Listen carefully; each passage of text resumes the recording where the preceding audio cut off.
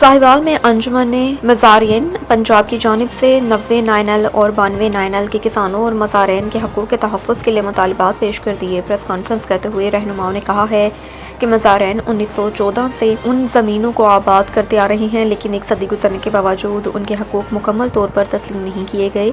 उनका कहना था कि मुख्तलिफ अदवार में मज़ारिन को बेदखली, कानूनी पेचीदगी और दीगर मसाइल का सामना करना पड़ा।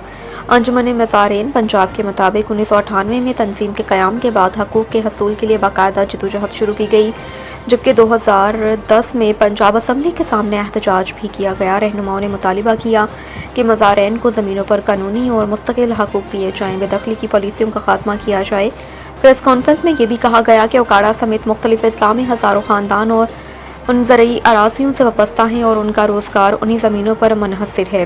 अंजुमन मज़ारिन में पंजाब ने हुकूमत से मुतालिबा किया कि मसाइल तरजीही बुनियादों पर हल किए जाएँ, रोज़गार, तलीम, बुनियादी सहूलियात की फ़राहमी यकीनी बनाई जाए और उनके हकूक़ के तहफ़्फ़ुज़ के लिए अमली इक़दामात किए जाएँ।